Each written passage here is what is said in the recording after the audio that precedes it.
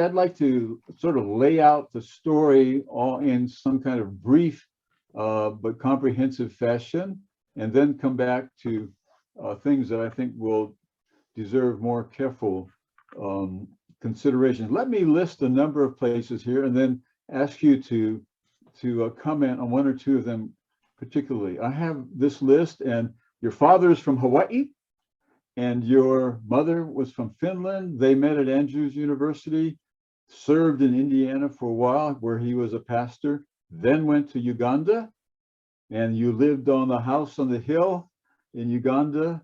And then when things got very, very tense, you were in Kenya for a while, and then over to Florida, and then back to Uganda, and then back to Texas, and then to Georgia. I think that's the route. Did I miss something?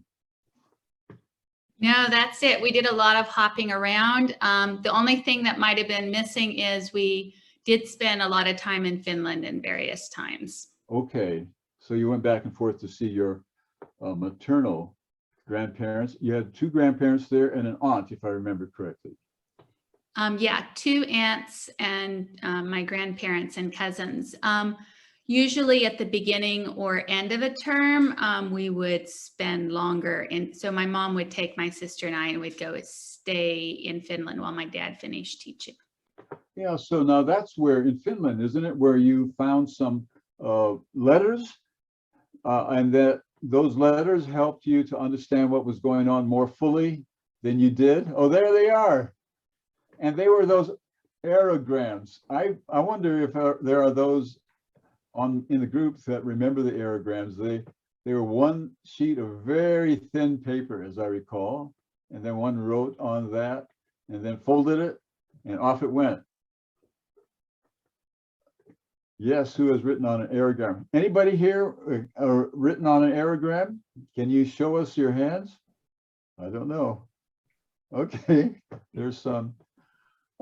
So there you found this collection of letters, and you went through them, and some of it was in Finnish, I guess, and you had those translated. So that was a very important discovery on your part. Did you learn a lot that was different than what you thought? I know you learned some that were new, but did you have to change your mind on something?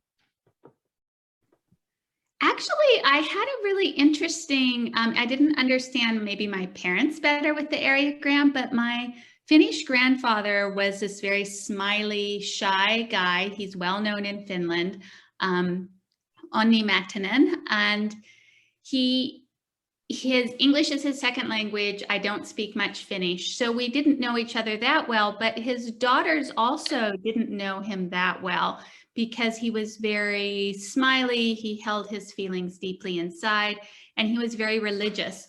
So as I was looking at these areograms, there would be things, I don't know if you can see right here, there'd be things that were underlined throughout every letter.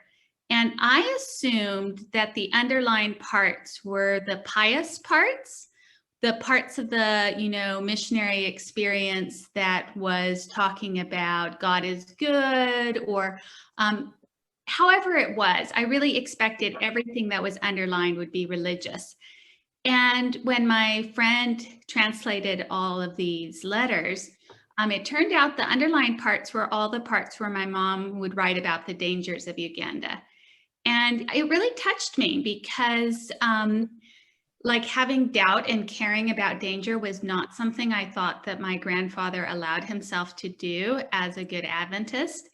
And so to know that he was interested in us, in our safety, I know it feels like obviously he should be, but there's also that sense of when you're a missionary, God is good, and that you should have faith in all circumstances. And so I was assuming he was reading the letters through that lens. And to see that he was reading the letters through the lens of father and grandfather, that really moved me when I saw the underlined section. My grandfather was lovely. He sent me postcards all the time, but there was always this sense of, God is good, so we don't complain about anything. Just because he never complained. He always smiled, and he was always, God is good. And that was the piece. So I was really touched and moved by that. By the time I received the letters, my grandfather had died, but I felt like that was a big surprise to me. This, authenticity and complexity that we are all allowed to have, and to see that, this grand old man of Finland through the Adventist Church had actually been thinking more about us as his family members. Wow. Are Finnish people typically quite reserved? Traditionally, yes. In my family, less so. My mom was the chatty one. She was the less reserved one. But yes, traditionally, Finns are very reserved. And my grandfather, there's language barrier. He grew up in, occupied Finland. And so he grew up with these traumas. And so it created someone who was less able to have deep relationships with people. So that was a surprise to me. Otherwise, it's really it's fun to hear your parents' voices when they're not speaking to you. It was really interesting to see how my mother's voice sounded when she was writing in Finnish, and seeing like clips of myself as a child through her eyes was really interesting. So I wasn't able to use most of the material that was in the letters because the book isn't going to be all letters, but it was fun to use some of it. And certainly as a daughter, it was great to hear my parents' voice. I had a whole stack of letters that were also written to my American grandmother. So I probably transcribed about 200 pages of letters. Wow. Now, so you had a kind of triangle between the United States or among the United States, and then Uganda, and then Finland. Now, you spent a lot of time in Finland. In Uganda. The book is about Uganda. What would you like to say about Uganda as a place at the time when you were there? I was a child in Uganda, and so it was a magical place to grow up. As you mentioned earlier, we lived in the house on the hill, and what it was this really small ecosystem at this edge of a college and high school campus. And so there was a high school and college campus, and then there was a hill that went up. It wasn't even that steep of a hill. It went about a mile into the jungle, and our house was there at the top of it.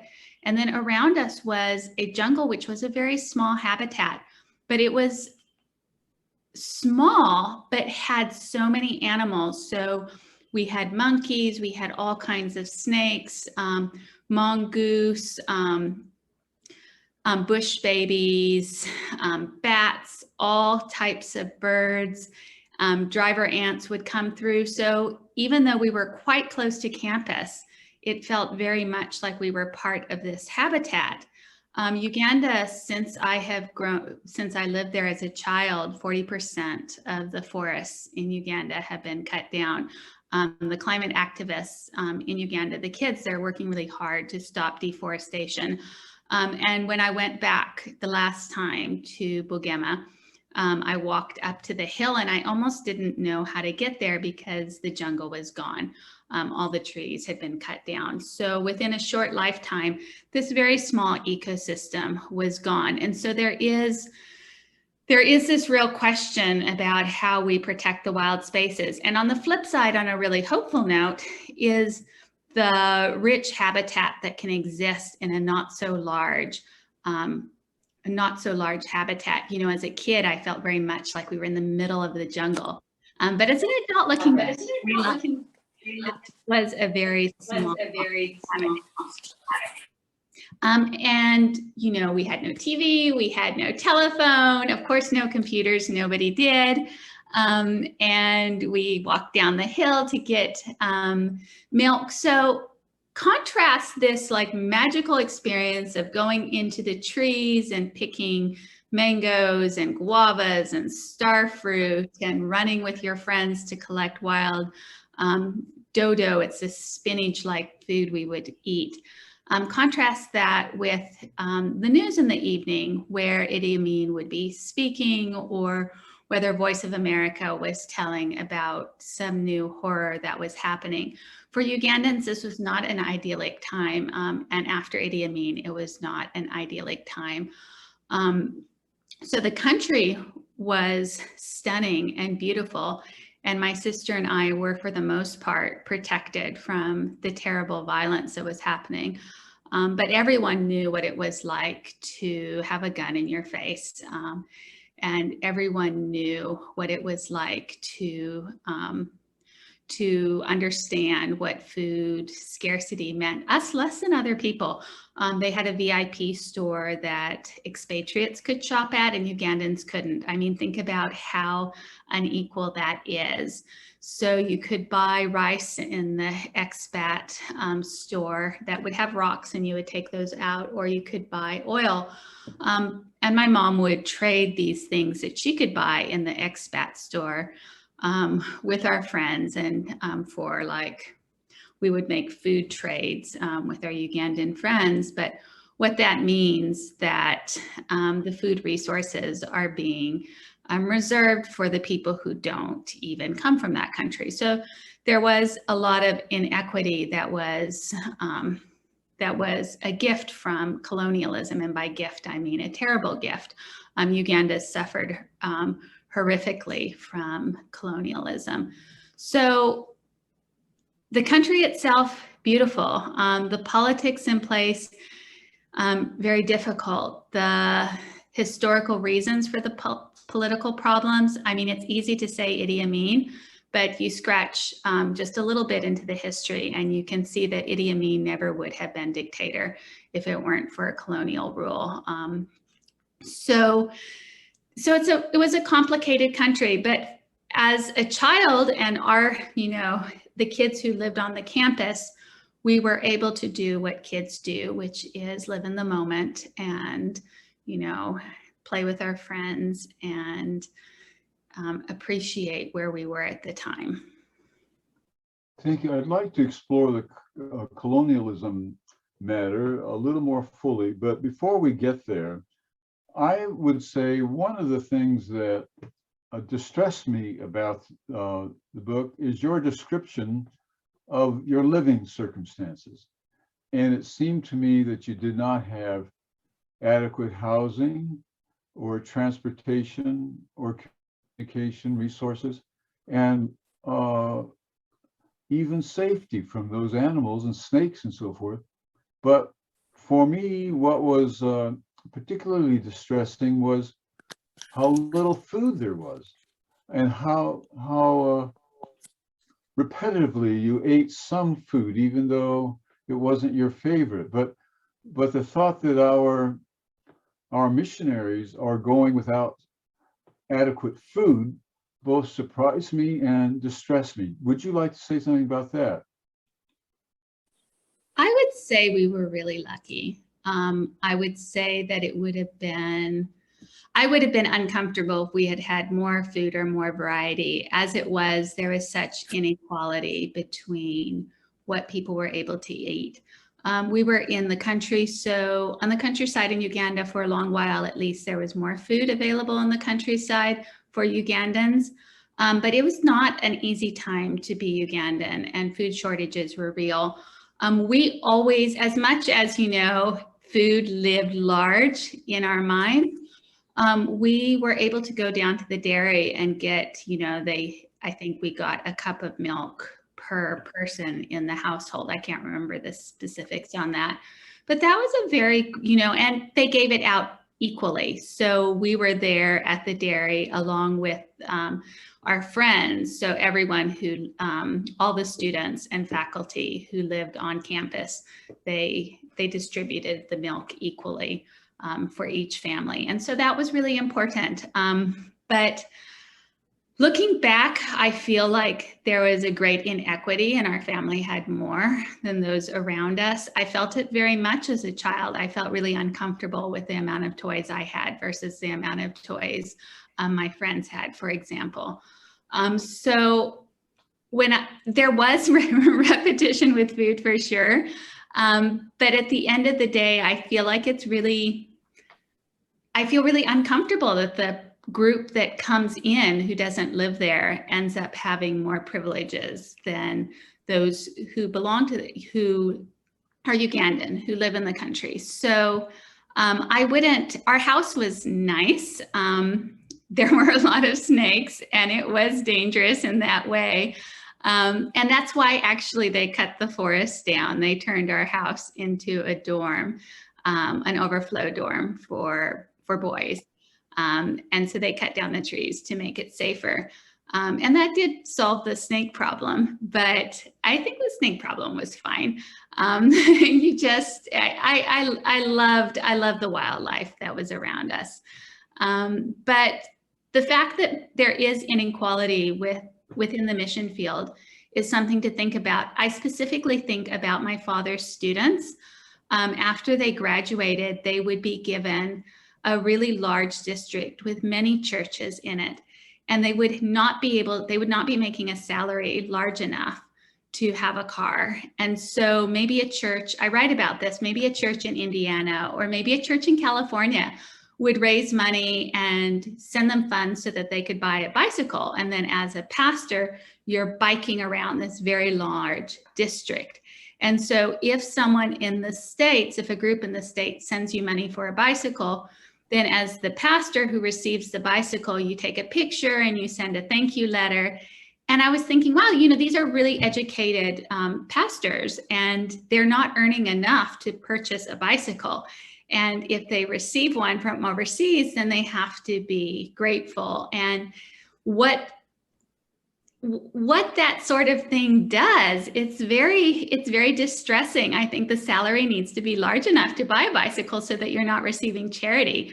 I mean, the issue is not the churches who are raising money for charity. The issue is that the salary for the average pastor and the district is so large.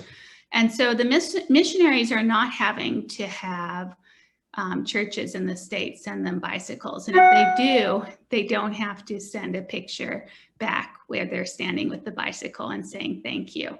So there were great inequities, but I feel like the missionaries certainly come out on the side of privilege, which is something I, even as a child, was uncomfortable with, and certainly as an adult I am. Well, let's explore that a little bit further.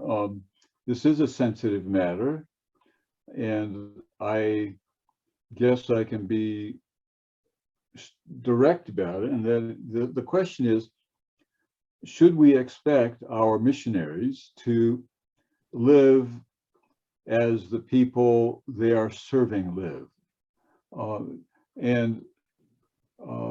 Yes. Your answer to that is yes. Well, how different would your home have been were that the case? It would have been very different.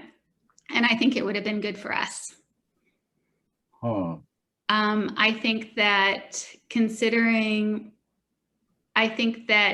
the missionary houses were put in when the school was put in, this brick three-bedroom house. I think we would have had still the tin roof. It would have been much smaller. We would not have had electricity, and it would be much harder to recruit missionaries for sure. But I think why not? I think it would be more equitable. Let me ask you to make the other case, just hypothetically. If you were to make a case for missionaries to live more like they live at home, not entirely, of course, but more like they live at home than they live like the people they're serving, what case could you make for that? I don't think I could. Mm-hmm. Huh. How about going to school? Would you go to the same schools as everybody else? I wish I had. My parents kept me in homeschool, my sister and I think that it was a great loss. When we were in Uganda, my sister and I had lots of friends, and our friends were all the children of my father's students. When we moved to Kenya, our friends were all missionary kids because in Uganda, we had become friends all before school started. And so when school started, it didn't disrupt our friendships. But when we were in Kenya, we were new. We were going to we were homeschooling the kids on campus who were not missionary kids. Were going to another school. They all knew each other, and we didn't have friends with Kenyan kids because our education was different and we hadn't created friendships before school started. I think that it would have been. I wish I had gone to Ugandan and Kenyan schools. I think it would have been great. I think the education system is in some ways a lot stricter than what my mom taught. The standards were higher at the Ugandan and Kenyan schools. And it might have been hard for me because I really enjoyed having just a couple hours of school a day. But I think it would have been a great opportunity for me to really have authentic friendships when I was in Kenya specifically, because our only friends in Kenya were other missionary kids. So absolutely, I think my parents should have sent us. I don't know why they didn't. I think my dad has said that there was some caning that happened as punishment at school. And so that's why they kept us at homeschool. But I think that, I think that we should have gone to the Ugandan and Kenyan schools. Okay. Could you say a word about the colonization? Because that's you've been not entirely happy with the results of that. Could you say more about that? Well, I think that, we can all agree that colonialism was a disaster and set up complications that we still are experiencing today. Think about Uganda. There were government structures in place in Uganda that were as old as the British Tudors. So then you have a group come in and artificially draw lines and put different government structures together into one country and say, okay, this is going to be the country. And this is what a lot of colonial countries did when they came in to kind of ensure the stability of their rule as outsiders. Is they quickly learned points of conflict within a place, and they exploited those. Within Uganda, you had different government structures that were living in next to each other. Uganda didn't exist as a country. The colonialism drew these artificial lines, and then they created animosity between different groups by putting one group in charge of one thing and one group in charge of another thing, and exploiting grievances. And those lines are still, there's still a wound there. And there's still a wound there within, if you are teaching a class, who comes from different groups. And so that animosity is kind of artificially created by colonialism. Idi Amin was a soldier in the British military system, and he was sent to Uganda to put down the Mau Mau rebellion. He was promoted by Britain because of the brutality that he demonstrated in putting down the rebellion in Kenya. And he played, very famously, he played rugby with his British colleagues. And he was apparently a very good rugby player. After the rugby matches, the rugby team would all go and have soda pop or beer or whatever they would be drinking. The team would all go into the establishment, and Idi Amin couldn't because he was Ugandan, he was Black. So within his own country, he was not allowed to go into an establishment. So he would sit outside next to the window, and his teammates would pass him drinks through the window. What does that do? My. The level of discrimination, I didn't include that story of Idi Amin. I did a lot of research into who he was and his background, and it didn't all fit into the story. But certainly we can, I mean, you don't have to look long at any kind of political tragedy in any country on the continent of Africa to see the fingerprints of colonialism all over it. The cruelty of Idi Amin was just appalling, as you describe it in your book, and I suspect that you didn't say all that you could have on that subject, but could you share for us a little bit about that, about the various forms of cruelty? And we don't need to linger here long, but I think it's helpful to have some sense of what a grotesquely demonic man he was.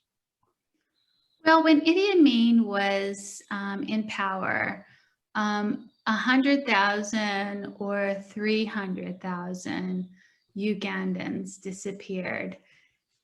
And human rights observers don't know. And that's its own tragedy, the number of individuals who died who aren't even like accounted for.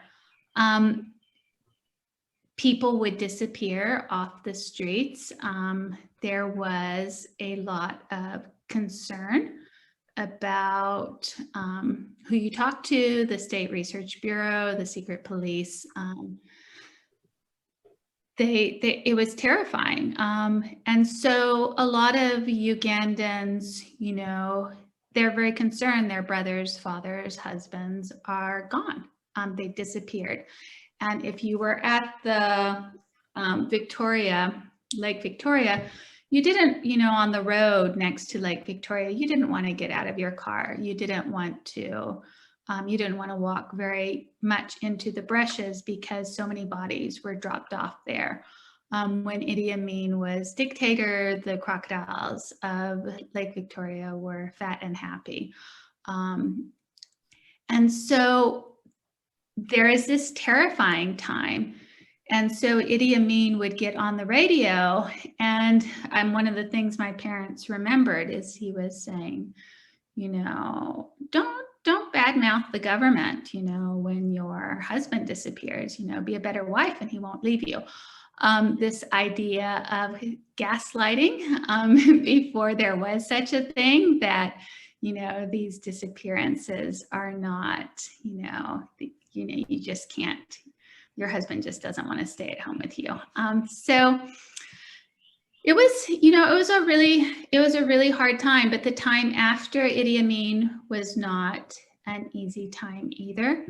And right now, Museveni, he was an amazing president when he first came in, but he's still in power. And if you do some research, you know, human rights abuses in Uganda are now ticking up again. We're going to give the people who are there in the Centennial Complex a chance to comment or ask questions before they take off for church. But before they do that, could you read from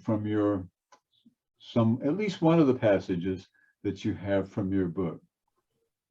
Yeah, thank you. I brought a couple passages that I thought I would read. Do you think that we would have time during this time to read maybe one passage now and talk a little bit and then another passage later?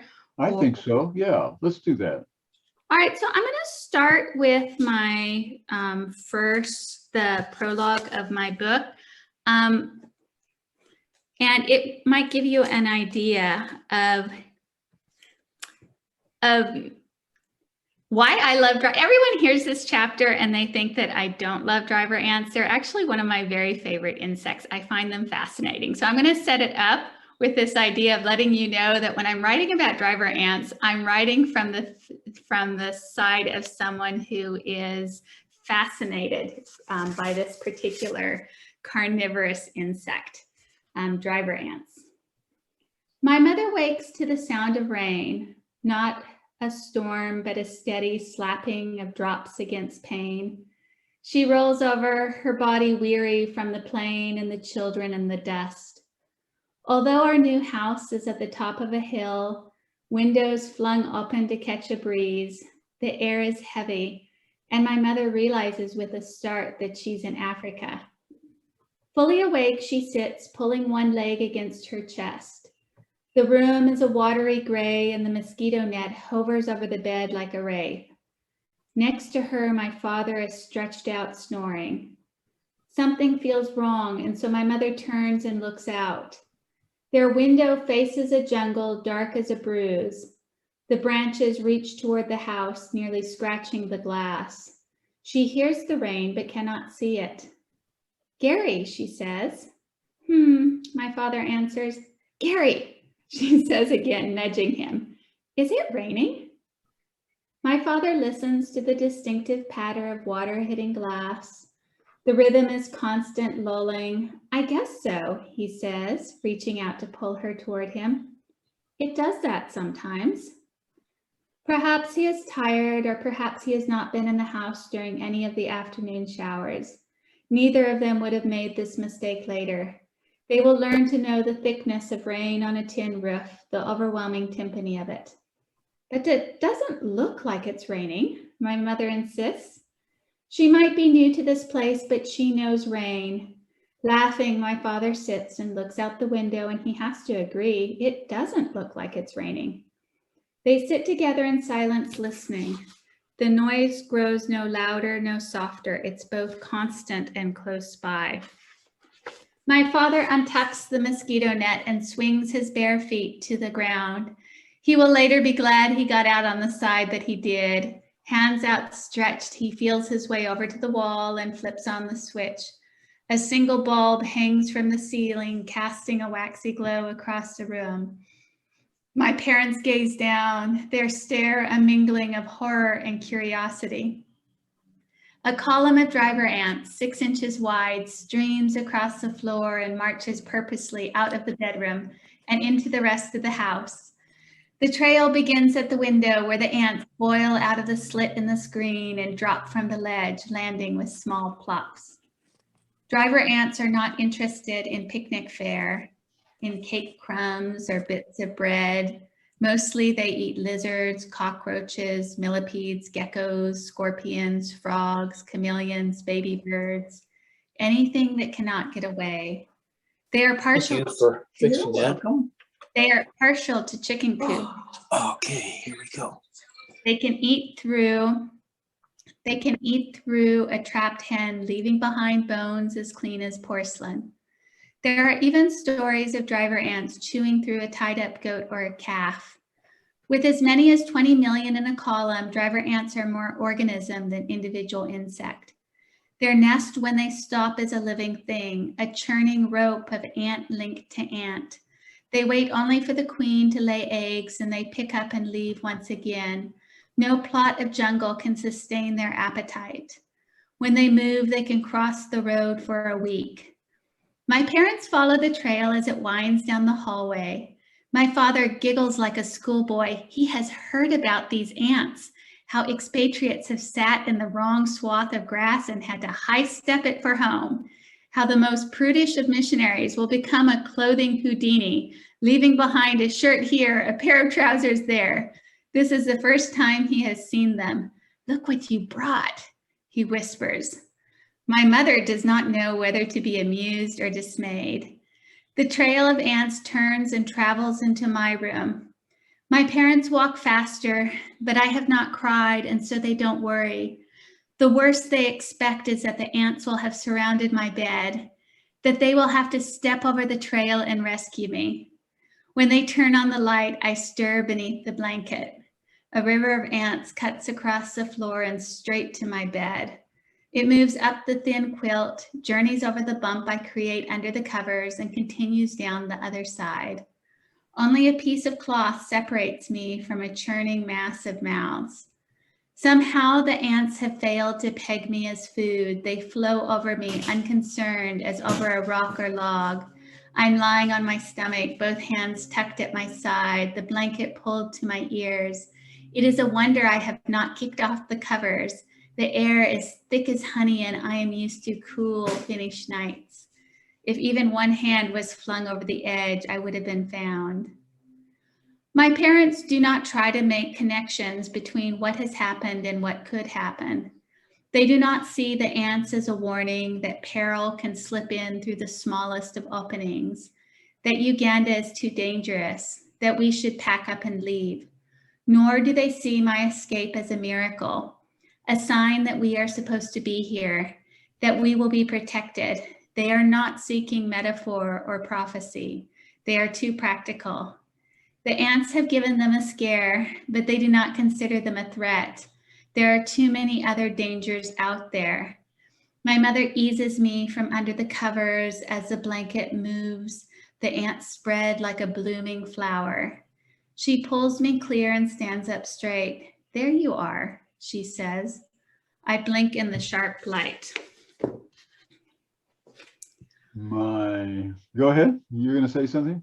Yeah, so this prelude, it's the prelude and the epilogue are the only sections written in present tense. I had originally wanted to write the whole book in present tense because I wanted that sense of immediacy.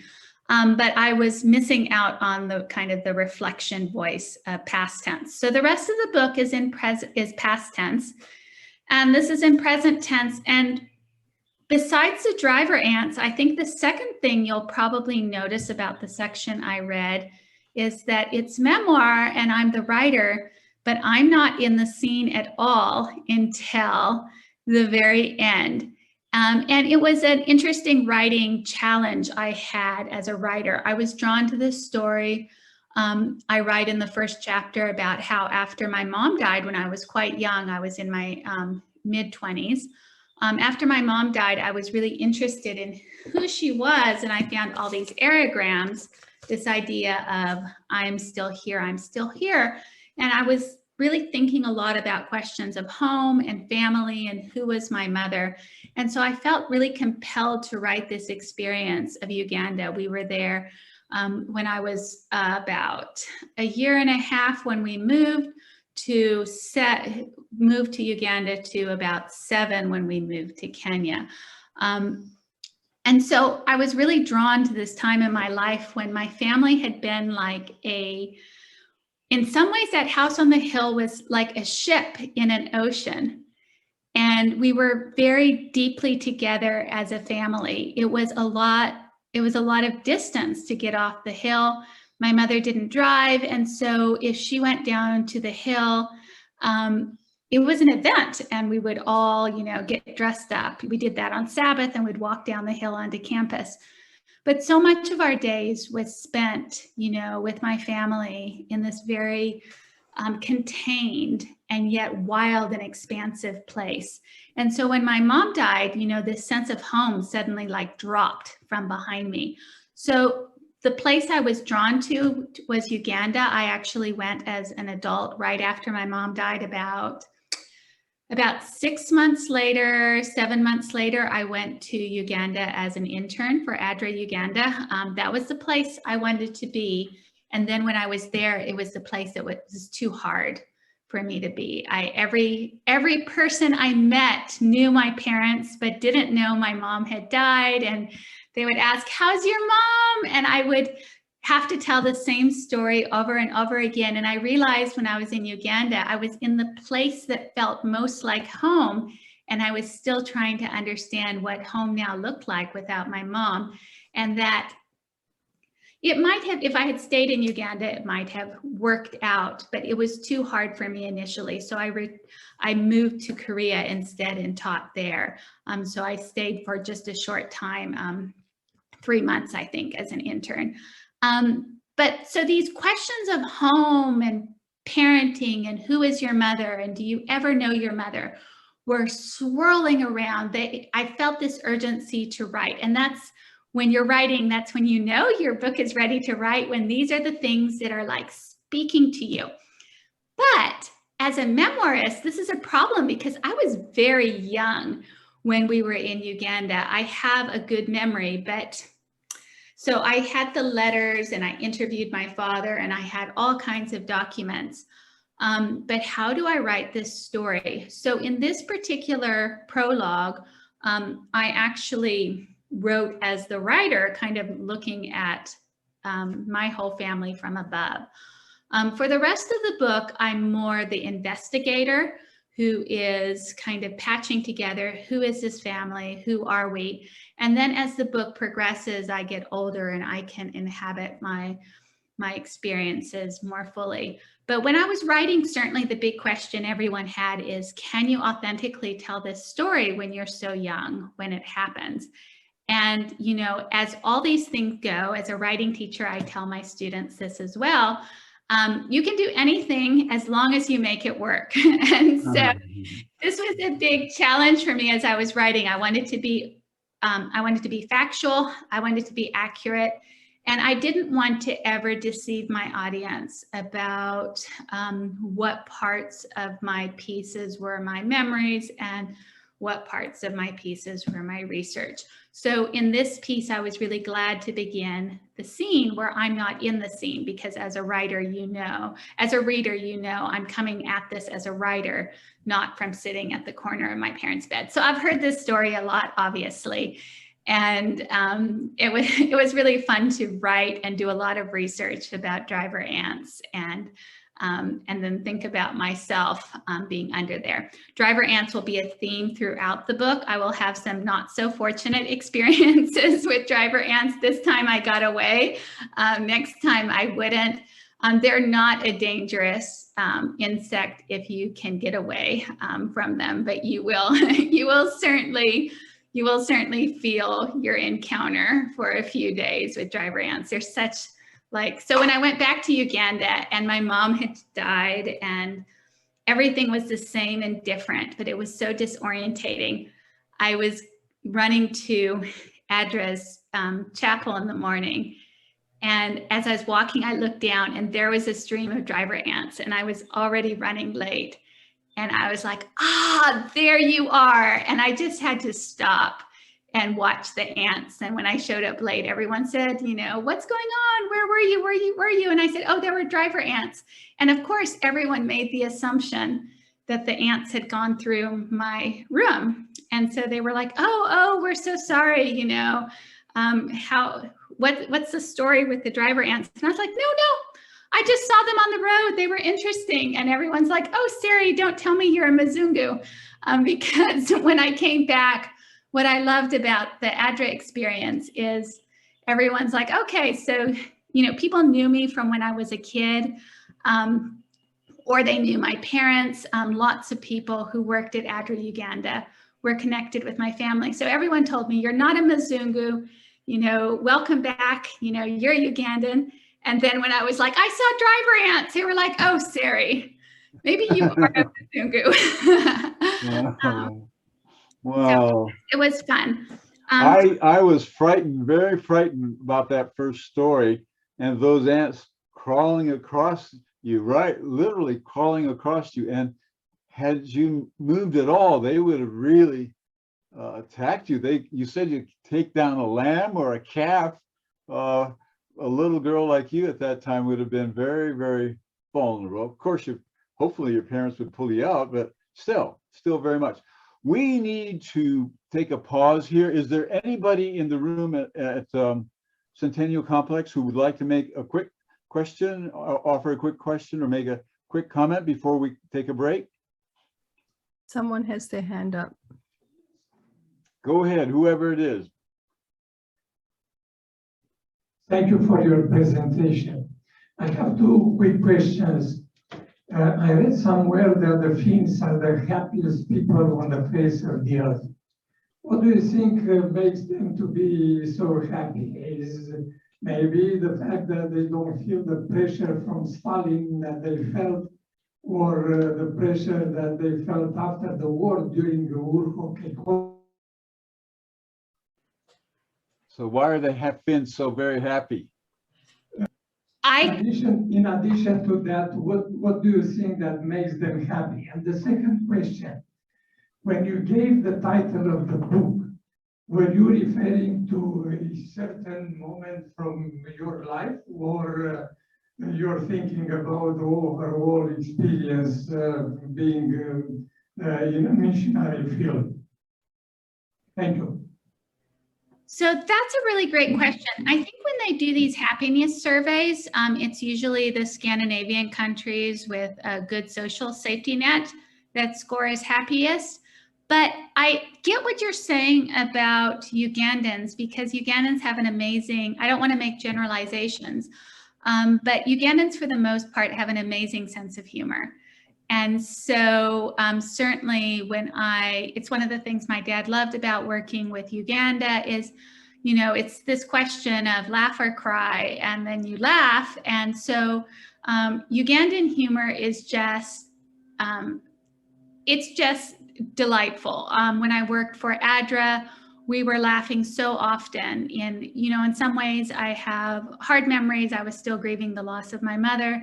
But like my office, we were laughing all the time. So Ugandans have a really wonderful sense of humor. They really enjoy noticing and observing the ludicrous, super smart. Often the jokes are really dark, but the humor is definitely there. As far as the title, titling this book was super challenging for me. And one of my amazing professors, Julie Schumacher, and if you enjoy humor writing, she won the Thurber Humor Prize. She's the first woman who won that. She suggested that since I was having such a hard time with my title, that I go through my manuscript and underline every phrase that felt like it had some significance. And I came to this letter that my mother had written, "Wait for God to notice," and I underlined that phrase, and then I was done, because I knew immediately that that was the title. And I know we're going for a break, but I will read the short section. I have it at the beginning of my book. You can see it's just a short thing from my mom's letter. So the "wait for God to notice," it strikes me as so interesting because there was so much horrific violence going on. But also, what is the indignity of living with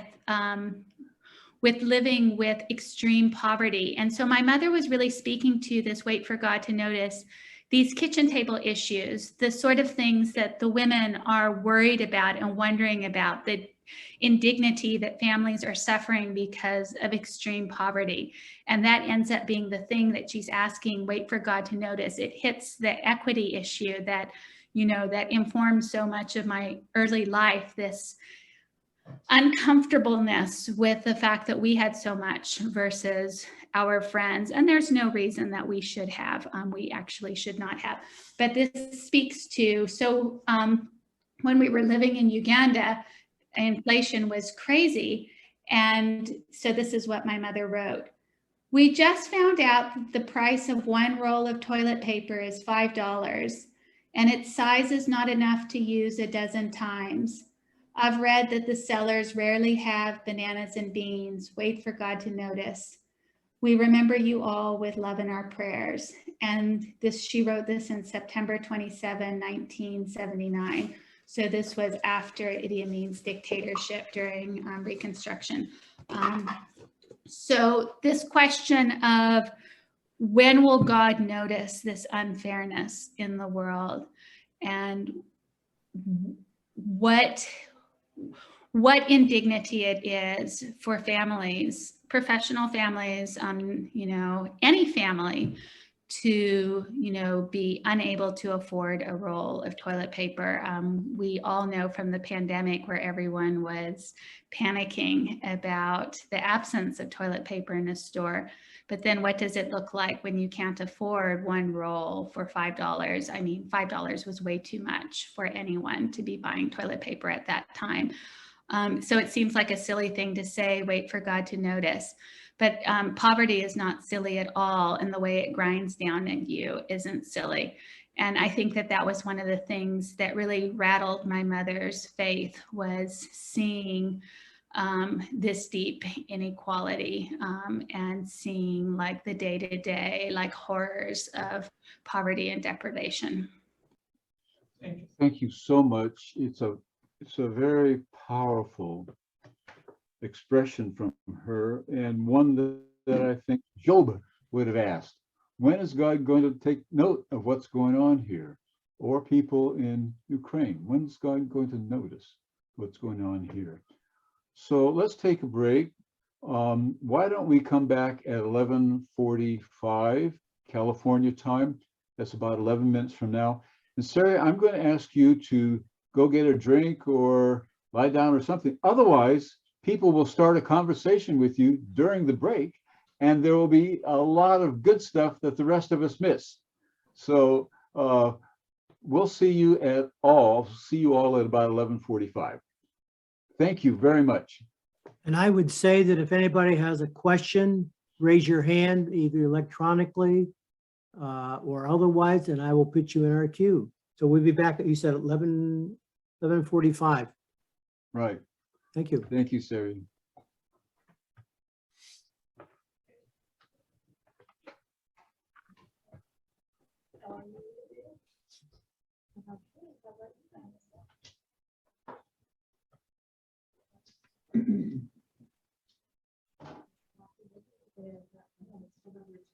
So you are here and Don is at home? How come the organizers are not here? Say, how is it? Say, you. He was actually in the facility when it started. You have to tell him that 12 people show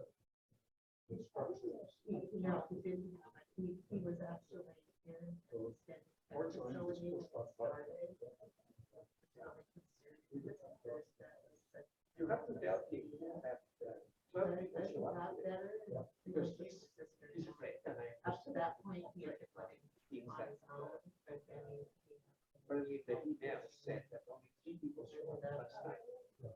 They are close. And I'm sure that we get that. It's my still the sister, two she has, going on. So she has children in their twenties. Flaky, you know, they go out and do a lot of stuff. And they all have, they'll bring COVID home. I went to church, Carmen. You know, that's where he wants to Said, be. I can still do better than here. That's what happens. But I said, that is not the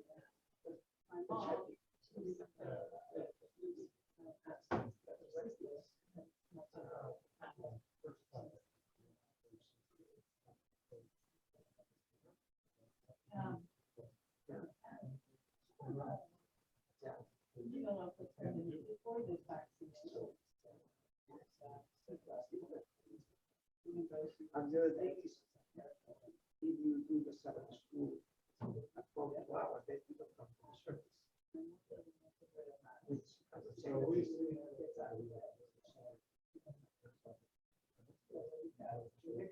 Yeah, that's, so, Too much. That's too much.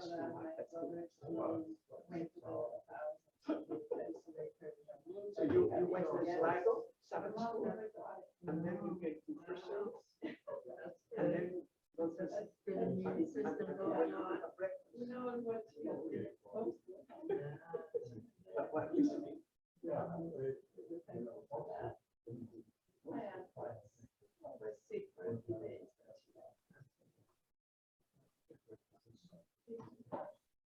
They're very good to see, to take care of.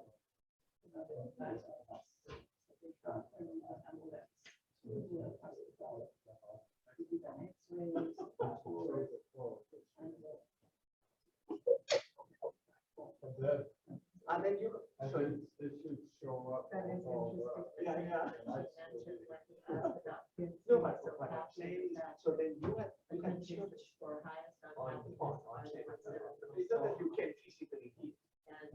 And I was just hearing that last night on my way home, that Yeah. an interesting little side note on that is that those countries don't necessarily have a lower suicide rate. And they were proposing that that could be, because if you're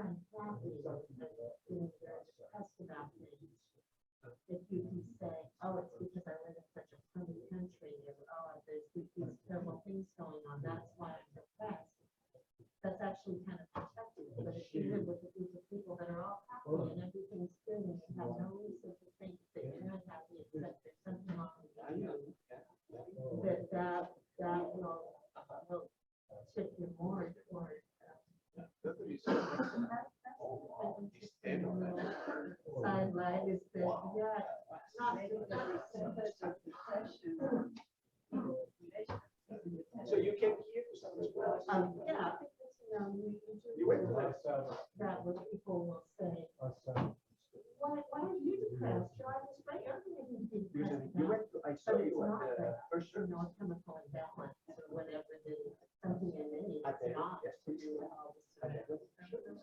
You were going to be Scott. But I do And think she was it's going to really be Scott. strongly for the benefits of having social. That was Easter. Last Oh, probably the second service. Probably, you're right. No, the second service, yes. Yes, because second service. Shouldn't have to be The dependent on, Spanish. when you have very basic, you should just do your job. We went to the second. The second.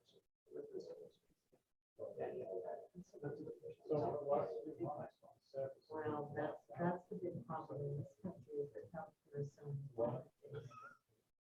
So if you don't have primary care that provides healthcare, then you're forced to struggle. What do you like to do besides this?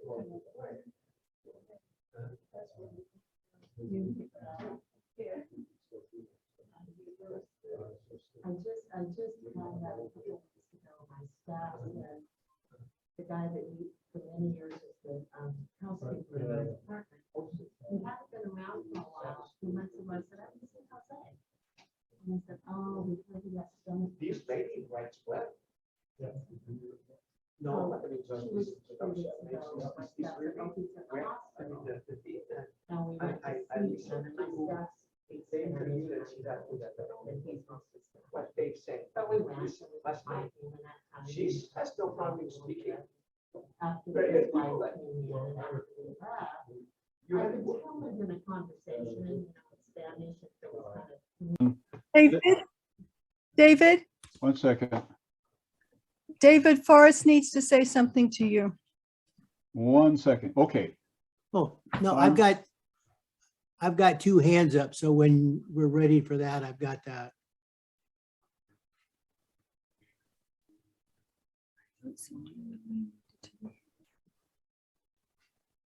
Did you? David, you can go now. Yes, I got back on Facebook just now. What happened, we think, is that someone in the Centennial Complex must have had Facebook on, and that's what was causing the echo. That's the best diagnosis we have so far. Okay, so I was just going to say, we'd like to hear Sari read by the name. By the way, it's Sari, if I'm correct, Sari, and then we'd like to hear from the other passage, and we'd like to hear her talk about her mother. Her book is a love letter to her mother, and we need to explore that just a little bit. But before we go much further, let's go to the questions that Forrest has lined up. Okay, please make your questions short and to the point. And then we'll go, and then we'll have, again, it's Sari, is that it? Okay, Sari. And so Sari, like Barry. Sari, okay, gotcha. Okay, in Jeff's group, who has the question they want to ask there? I can't see who it is. This is Gary Meyer. Okay. I just wanted to, my wife and I enjoyed the book very much.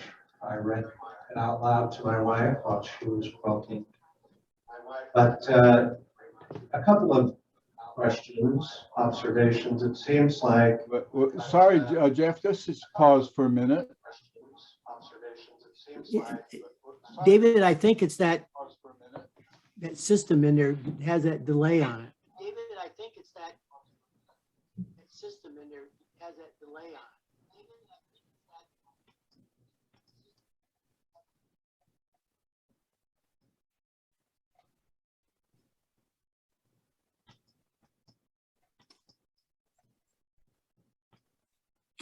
Okay, can you continue your question, please? Okay. Am I Jeff may on? need to repeat it. You're on. Okay. Probably about a year ago, we read your book, or I read it to my wife as she quilted, and enjoyed it very much. Let me just compliment your writing skill. It was an enjoyable tale and well told. couple of questions, I guess. It seemed like, well, one observation is, as it seemed like the political situation got worse and worse, to me, it seemed almost untenable that the General Conference didn't recall your family back to the United States. I know your father was a little hesitant and didn't want to leave, but it just seemed kind of mind-boggling that they just let you stay there with the danger that was involved. Which kind of leads, I guess, into the overall question raised by your book is how much God is involved in actually providing protection, intervening in our lives, how much you guys were just really lucky that nobody got seriously sick or died or killed, or do you feel like God's hand was actually actively protecting you? Thank you. I would love to see a quilt that was made while listening to a story. That's, I think, one of the really great gifts of being a writer is having your words out there and these exciting things happen. So you picked up on a question that's less at the front of the book, but certainly was driving from the back of the book. What I mean is it's a quieter question that was in the back of my mind while I was writing this book and thinking about it. I am not a theologian. I don't want to give a theological answer to this. As a Christian, and I think I do address this near the end of the book, the conclusion that I've come to is, the question is what part of luck, what part is God and what part is luck? And what I started thinking about, when my mom got cancer, she was 59 and she was talking a lot about prayer warriors. She had, by the time her cancer was caught, she was weeks away from dying. So diagnosis and death was 6 weeks. So it was very shocking for us. And so she was praying during this time. She wasn't doing chemotherapy. She was doing sunshine and water and prayer. And I was like, well, I didn't feel comforted by this. But she was 59 when she died. But at the time that she died, the average Ugandan lived, I think, I'm going to get the number wrong here, but it was in the 40s was the life expectancy. And so if we give God the credit for like good fortune, where does that, that's the big theological question. What do we say about those? I mean, who does God love more? And so I ultimately come down to the side of, that God's job is not keeping us safe. When a boat goes down and one person doesn't die, that person will say, God saved me, but what about everyone who died? When the bridge collapsed in Minneapolis, I had a job on the other side of the bridge. I was living in Minneapolis. It was reasonable to think that I could have been on the bridge when it fell. Would I say that God kept me off the bridge? No, because why would he keep me off the bridge and not keep the other people who were on the bridge on the bridge? So I personally have come down to the side of God does not micromanage, our lives in that way. The sort of things you can pray about is changing your character and, being the hands and feet yourself. That's where I have come down on with that question. But so I would answer that we were very lucky in many instances. And I would say that probably each of us has had some really kind of complex events in our life where we come out with our health intact and maybe it could have gone a very different way. And so I think that so I come down on the side of luck on that, but it's a theological, question that I know that thought leaders spend a lot of time thinking about. So I am not qualified to give the an answer from the realm of theology, but just from someone who's lived in a country where there's different life expectancies. My sense is that one's life expectancy is not a gift from God, because I don't think God loves some regions more than other regions. Thank you. I would agree. Any more books coming? Okay, I'm I gonna, think the question was, are there any more books coming? oh, okay. Yeah, this took a long time to write, but I just started this week, started writing my next book. I grew up on the house on the hill. I grew up in a faith, as did you, that values creation and the idea of creation care. I'm a really big environmental activist, and I'm writing the next book about a hand guide to, a durable world, how we can live in a way that addresses things like fast fashion, food waste, and plastic. Those are 3 drivers of climate change. And so I have a daughter. She was born on the hottest year in recorded history. Ever since then, every year has been hotter than the year she was born, when she was 8. And I feel that Anabaptists taught me this term, creation care. Environmentalism is not necessarily always appreciated in the Adventist Church, despite our focus on health. Health of the planet, I think, is important. And this idea of caring for God's creation. So I'm traveling. I'm going to be doing a lot of traveling to see answers to these questions of fast fashion, places that crystallize the problem, and places that respond to it. I went to Malarimo a couple weeks ago on a research trip, and it's just very difficult to get to beach.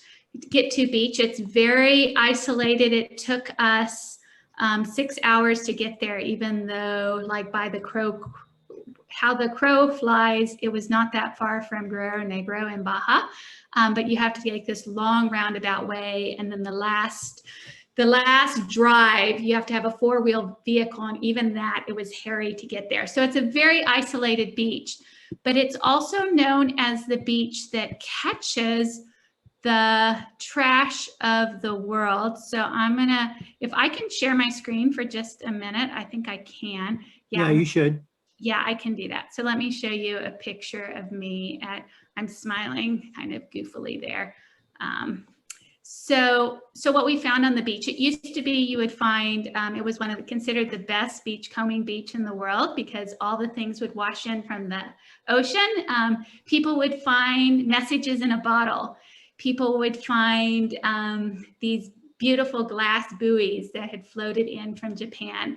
People would find amazing things on this beach, lots of beautiful driftwood. People haven't been there in a while. Well, those who are going for beachcombing haven't been there in a while. And so I was curious what's there now. So I went, and as you saw, lots of plastic. It was distressing. So that's part of my thing. How have we gotten to this place in the world where we've all heard the statistics? By 2050, there'll be more plastic in the ocean than fish. And I think we're all okay with it. I mean, we're not okay with it, but nobody's saying, let's prevent this from happening. People just say, this is this really sad statistic. So my book is a call for not accepting this degradation. I don't think these things have to happen. And so I'm going to write about, what a suburban family can do to address climate change through fast fashion, avoiding fast fashion, obviously, avoiding plastic, and avoiding food waste. So I know it doesn't sound very fun, but I'm going to be traveling to Korea and maybe Uganda. I went to Mexico. I'm very interested in going to this place in Chile. There are solutions in the world. People are doing some really cool things. And I think that hope is a verb. And I don't want someone to read the book and feel like, oh, things are really dark. I want to give solutions. I'm a mom. I don't want to read like a downer book.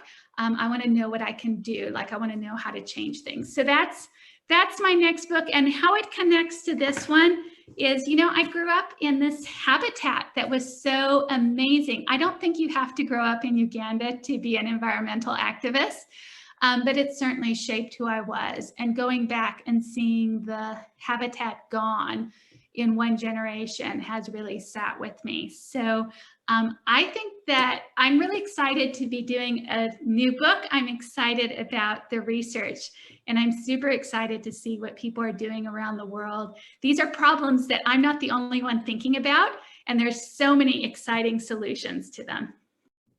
Okay, thank you. David, I have more questions. Do you want to deal with your issue first, or what you want to do, or should we get the questions that we have? Could we get the other reading, and then let's go through the questions, because I would hate to miss that. If we have time, we'll talk about why this is a love letter to her mother. But after the reading, let's get as many questions in as we can. Okay, go ahead, Sari. All right, so first I wanted to say, I wanted my cover to be driver ants, as you can guess, now that you've spent some time with me. And I didn't get, I think my publisher thought ants on the cover were not going to sell books. People would be like, ah. But I got book plates that have the driver ants that I wanted. Yeah. So if anyone here would like a signed book plate, it's the way you do book signings in a pandemic. You get it through the mail, and then you can put the book plate on your book like a sticker, and you have a signed book. I'm someone who loves signed books. I love going to readings to get books signed. So I just wanted to put it out there. I'm going to put it in the chat what my email address is, and you can just send me your address and I will send you a book plate, because A, I love the driver ants, and B, I just love signed books personally. I thought it would be fun to read a chapter about waiting for Jesus to come. I had so much fun writing this chapter. I got feedback from an early reader that there wasn't enough Adventism in the book.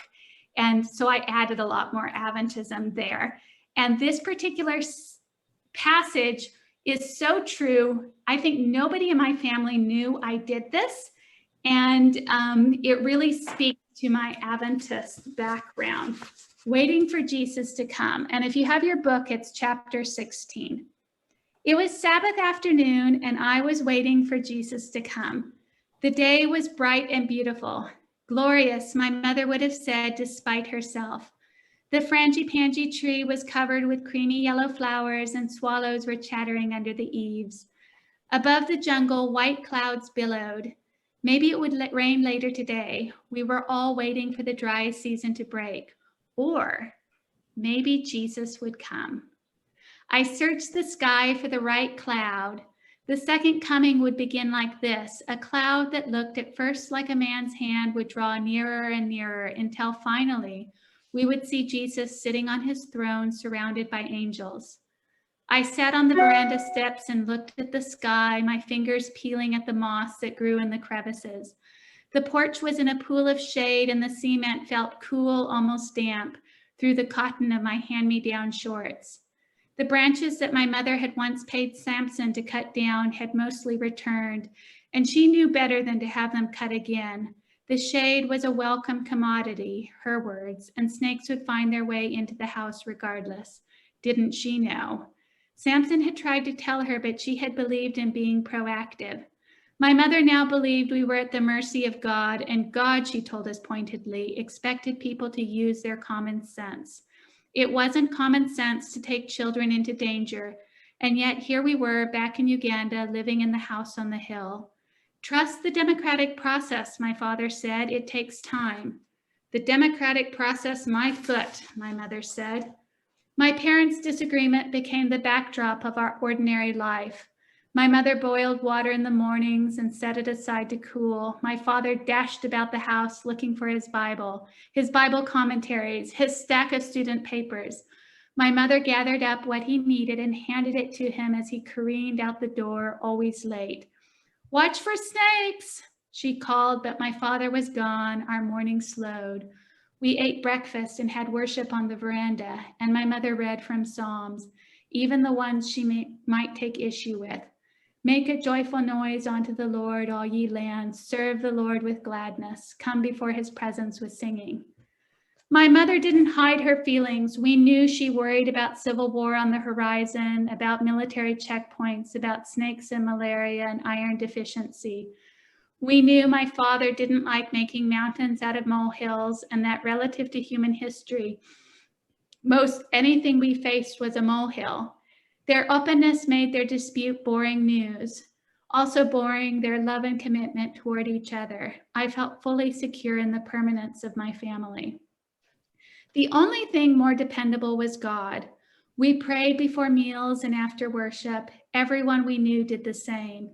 And because most of our children's books were religious, everyone we read about also prayed and worshiped a Christian God.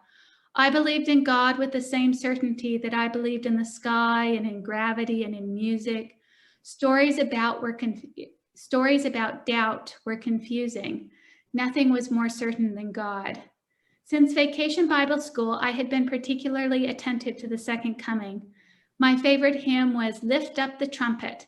And when I heard the opening chords of Marshall, bum, bum, ba, bum, I would stop squirming beside my mother and stand straighter, ready to belt out the lyrics. "Lift up the trumpets and loud let it ring. Jesus is coming again. Take heart, ye pilgrims, rejoice now and sing. Jesus is coming again." It was after we moved back into the house on the hill, I noticed how blue the sky was, how evocative the clouds, and I began watching for Jesus to return. I would sit for 5 minutes one day, 10 another, and then I would go weeks without searching the sky. During this time, my mother spoke often of heaven. While we had been living in Kenya, there had been a telegram, a hasty trip to Finland, and a winter funeral. After my grandmother's death, my mother found comfort in what she called the beautiful resurrection morning.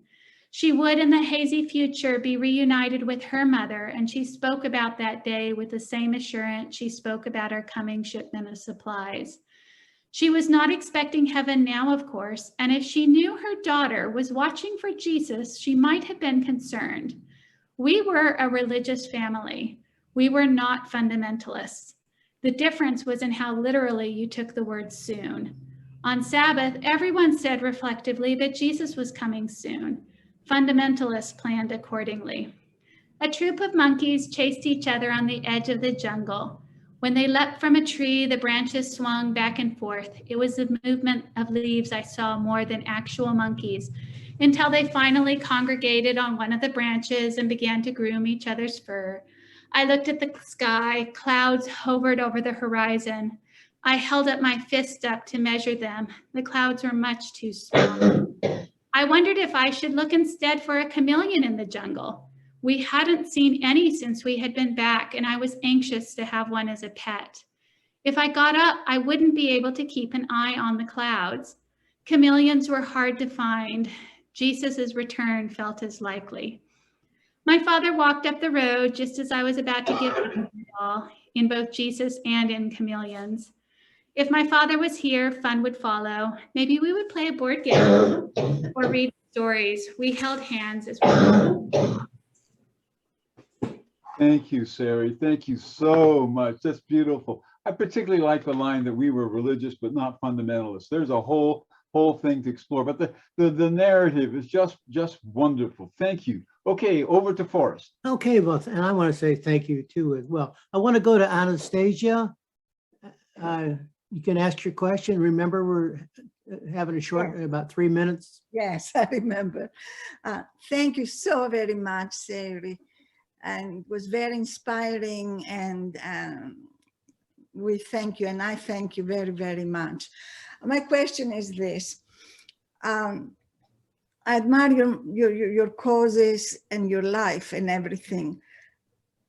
Don't you also think it's a matter of fairness and justice that those in our religious institutions at this particular place, Adventism, should not take, and I'm not saying, I don't know how it's right now, should not take advantage of that beautiful and marvelous sacrifice of our missionaries, but really make sure that they have the means to save their lives when they're old, when their children are sick, when they're sick, and so on and so forth. It's up to the missionaries, of course, to live like the people there and according to their conscience.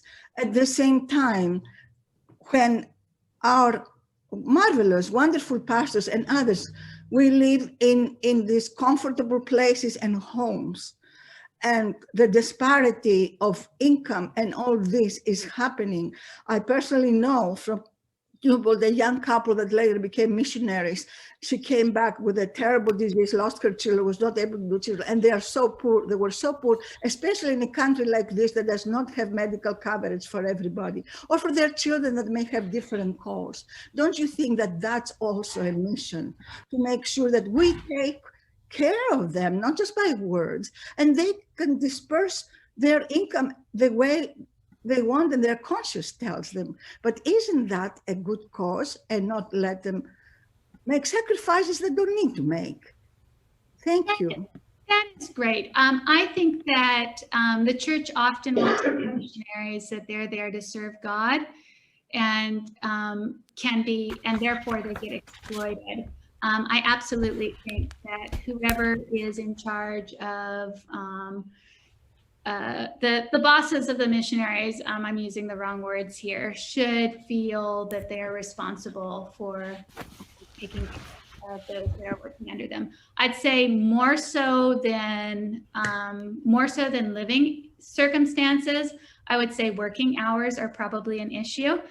Certainly for my dad, you know, he had committee meetings, teaching hours, preaching. I felt he was very present in our lives, but when he looks back, I think, you know, he was really, without internet, all those lesson plans, his work hours were probably a good 60, 80 hours a week, which is not sustainable for a family man. And so I think that it's really important to think about the mental and the mental well-being of those. So his bosses should have felt that their responsibility was better caring for the missionaries rather than using them as a resource that you deplete. Thank you. I'd like, Jeff, you have someone that wants to ask a question there again? Yes, You do or don't? yes. I do have a couple comments. Okay, please ask it. This is Michelle, I'm Gary's wife. I also found your book just extremely enjoyable. I thought you did make a number of Adventist connections and touchstones that resonated for me.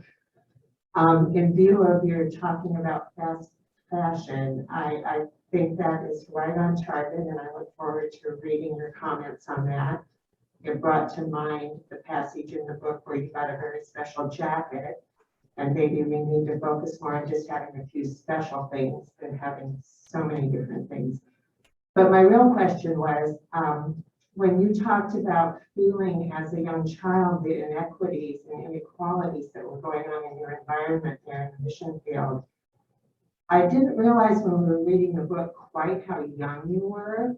And now that I have heard how young you were, I think it's really interesting to think about, did you just innately feel those inequalities, or was that something that your family was discussing in a way that brought that to your attention? Because I think it kind of maybe points to the idea of little children having an insight that some of us lose along the way. I wish my family had talked more about inequality, because it was something that was very heavy on my young heart. When my friends would visit, my sister and I would always give them our toys, but we wouldn't tell our mom that we had given our toys away. So she would later see them in other places and not know that we were gifts. I I remember going to we were at a lake, Lake Turkana in Kenya, and I was going to the place where you dump your food. If you were camping, it was just like it was just a hole, and you would go as a camping and go dump your food. And I went to go dump like our mango pits and mango skins and whatnot. And when I went there, a girl that was just my age was there collecting mango pits and mango skins. And it was devastating. And I didn't feel like I could talk to my parents about how uncomfortable and awful that made me feel. Like, why didn't I go back to the camp and say, there's a little girl there, can we give her food? My parents would have said, yes, of course. And we would have gathered our food and gone and been able to give her, and it would have been a different story. But because it wasn't discussed, and I don't know why, it wasn't, my parents certainly had, I know my mom was always giving things away. So we were not a family that we didn't. But nobody used the word inequality with me and said, this is something that we're going to talk openly about. I didn't know what to do with my feelings. And I didn't know that the answer was complicated, but also very simple. Like, structural inequality is very complicated. It's very simple when you see someone who's hungry to give them food, right? So you can have the two can exist simultaneously. We couldn't solve structural inequality, but that experience, seeing the girl picking up pits, that could have been a very different story if I had known as a child how to talk about what I had seen and how I wanted to respond to it. So I did nothing. I said nothing. And, you know, that has, you know, I think often about, you know, where is she now and how could that experience? So for one thing, as a parent, I talk about this a lot with my kid. When she's upset, when she sees someone who's homeless, for example, we stop, we talk, you know, she has her allowance if she wants to give money. You know, we are much more in conversation about what we see in the world. I don't blame my parents on that, but they didn't have maybe the language. We had a lot of language for faith and religion. We didn't have a lot of language to talk about economic inequality. And so that was the thing that was the hardest for me to see as a child. And I didn't have the language to know what to say to it or how to explain how I was feeling. I'm not the victim here, by the way, at all in it. But I think that I think these days people are kind of very worried about having conversations with kids. And I will say kids are noticing anyway. And it is our responsibility as adults to tell them that we see the same things they see, and that this is, you know, racism exists. They know it exists. We can talk about it existing. Inequality, we know it exists. We can talk, they see it too. And so having those conversations. So as a parent, even though my daughter's 8, we talk about those things all the time. And I hope that she has better language to use and is going to be a better advocate for, you know, those around her than I was able to be as a child. Okay, thank you very much. I'd like to go to iPhone Donna at this time. All right. See, I got on. There you are. Yeah. We read your book also, Sari, and enjoyed it very much. Read it. Jeff and I read it together along with some other friends, and I've recommended it to many people since then. It was excellent. I have a question about, well, I wonder if you could change the way missionary work is done, other than living on the same economy, let's say that on the native economy, and having your children attend the native or the schools of the country that you are in.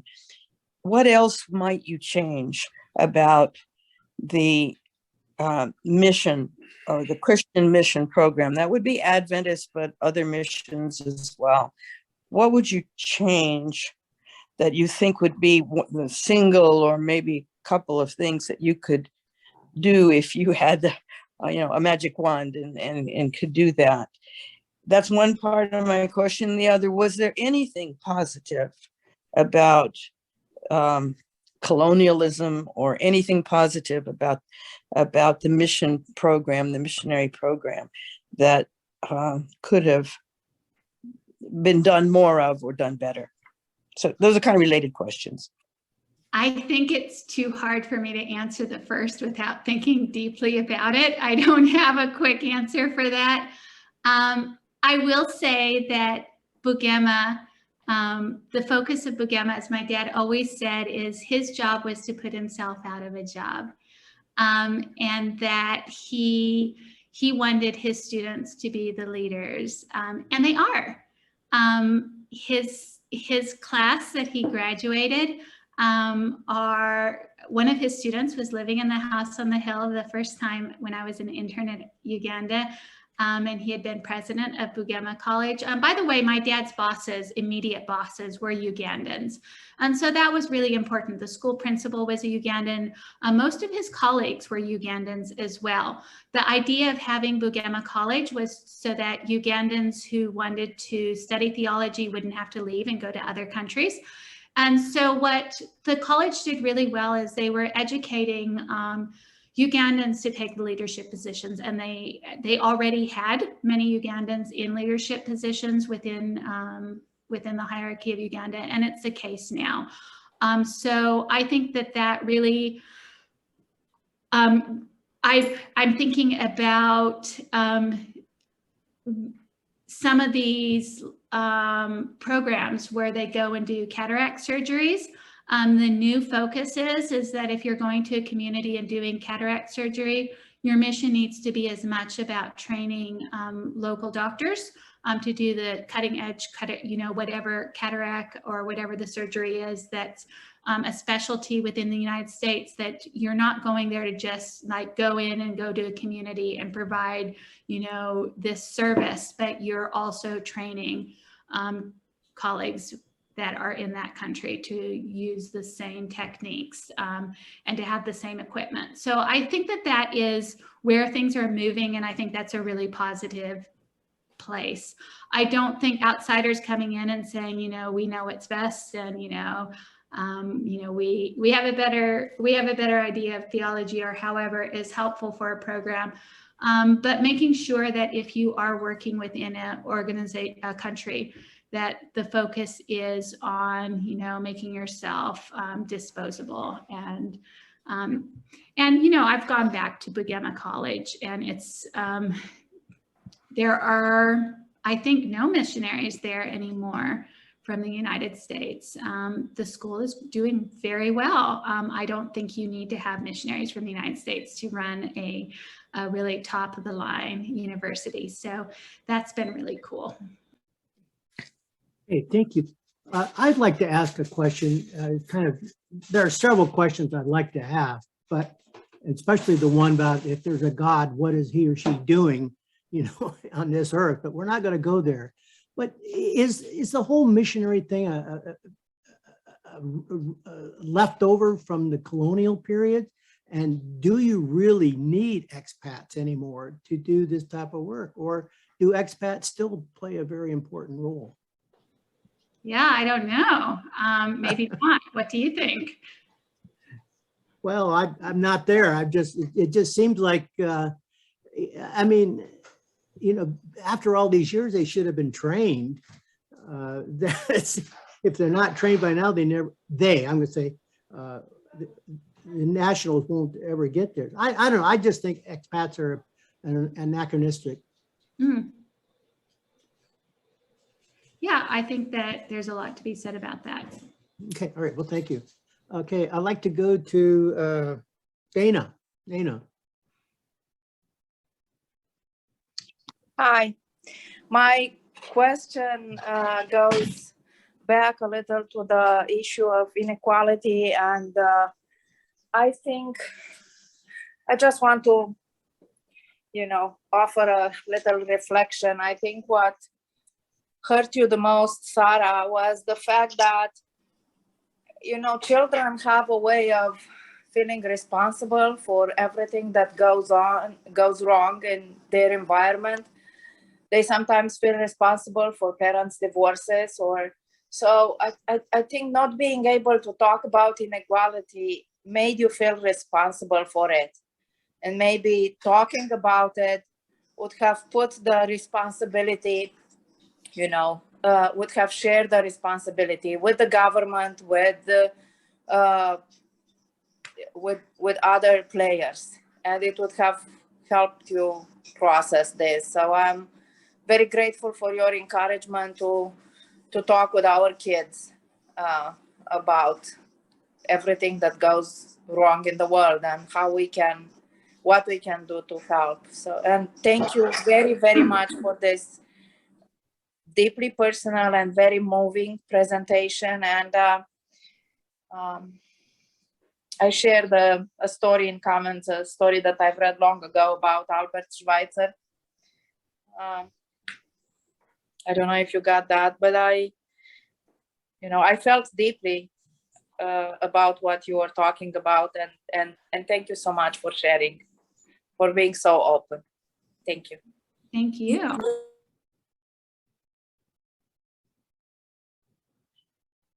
Okay, I'm back on. Okay, David, I've got McKinley, and I think that will run us up to the 12:30 hour. So I'm going to let McKinley ask his short question. McKinley.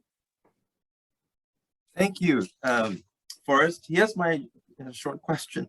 Your presentation is great and inspiring. It prompts a few questions and a dichotomous consideration in my mind, but I'll just focus on the question. It harkens back to last week's class discussion. Knowing the challenging environment and dangers of missionary work, what motivates a family or individual to enter the mission field? And in particular, as you put yourself in the mind of your mother to try to, I guess, identify more with her. Can you try to answer that question from her perspective as best as you can? Thank you. Wow, that's a tough one. I think part of, my father's motivations were many. He was excited about living in another country. He was a very sincere Christian. He felt a lot of, he felt the call to, follow what God is asking him to do. And my mother was interested in, following my father. That's often how relationships worked. And so I think initially she was interested in, my parents knew nothing about Uganda. Can you imagine? Idi Amin has been dictator for quite a while. The State Department has warned Americans not to go. There were 2,000 Americans in Uganda at one time. When we went, there were 200 Americans. I know this because we were put under house arrest. So part of it was this extreme lack of knowledge about what they were stepping into. I don't know if my mother would have objected to Uganda if she had known what we were going into. It's impossible to fathom not knowing about the location you're going into. They prepared in so many ways. Reading the news apparently was not one of the many ways they did preparation. They had to have known something. They had to have. And yet they were still very surprised when they got to Uganda and they hadn't realized how things were. My father, of course, would have gone anyway. My mother probably would have been a louder voice about not going if she had known. But that question of what are you called to do and what is your family called to do are sometimes separate issues. It can be hard to untangle those questions, and whether one is moving to another country or taking another job, these are questions that we all deal with on very small, much smaller levels. Something that's right for the individual, but it's not right for the family. When do you make those decisions where the family sacrifices so that the individual is able to do the thing that benefits them? We make these small little negotiations within the community of family all the time. This is just really much more striking because the stakes are higher as far as safety. But I would mostly say the first 3 years we were there, my mom was a great sport. She was like, okay, you know, things are going to be fine. The last 3 years we were there, my mother had very different experiences about it. And she was a loud voice about this is not safe anymore. And I have stopped believing that our contract is designed to keep us safe. And so she really she was the reason we ended up moving to Kenya at some point. But I see that our time is just about up. So I will end by saying, this book is a love letter to my mother. It's also a love letter to Uganda. And I have to say my mother loved Uganda deeply. She spent the rest of her life talking about the house on the hill, the friends she had made in Uganda, the place that we lived. Uganda was a song that she sang for the rest of her life. The house we moved into in Atlanta, the last house she lived in, one of the reasons she wanted that house was because there was a forest in the backyard with squirrels, and it was reminiscent of the jungle that we had had around our house in Uganda. She and my father talked constantly about our experiences there. So while things were very difficult and hard while we were there, this experience that our family had was certainly something that that really shaped who we were. And it wasn't, in the end of the day, even for my mother, who was the loudest voice about leaving, a negative experience in some ways. She had a lot of complicated feelings about church administrators. She is a very frank woman. But Uganda itself, in some ways, it will certainly always feel like a home to me. I grew up there. But for my dad, I think he thinks of it as, he considers Uganda the most compelling place, I believe, that he's lived in. Hawaii and Uganda. And, he's gone back, and we all, we've been really shaped by our time there. So if you have a chance to go to Uganda, it is an incredibly beautiful country. And I was able to spend so much time with it, with writing my book. So I want to thank you guys for having me here. You have lots of good questions about the church hierarchy. I don't have the best answers because I don't know. I was just trying to write faithfully about my mom and our experience growing up. But I have questions, maybe not so many good answers. Okay.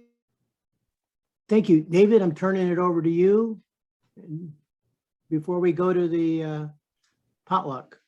Thank you so much, Sari. That was a powerful note on which to end, because there were times when your mother really wanted to leave and your father did not see things the same way. And there were, I think it's fair to say, times of tension. But I was struck by, at one point she said, marry a man like your father. After all of the tension they had about staying or leaving, in the end, she turns out that she wanted to have you marry a man just like him, for whom the word I give is unswerving. That's the word I think of for your father. And thanks for ending up on that positive note. So here's the benediction. The Lord bless you and keep you. The Lord make his face to shine upon you and be gracious to you. The Lord lift up his countenance upon you and give you peace. Amen. Thank you, Sari. I'm going to turn it over now to McKinley and his group. I'm turning the recording off. Well. I'm turning the recording off. Thank you, Dave. Miss Sari, this is McKinley.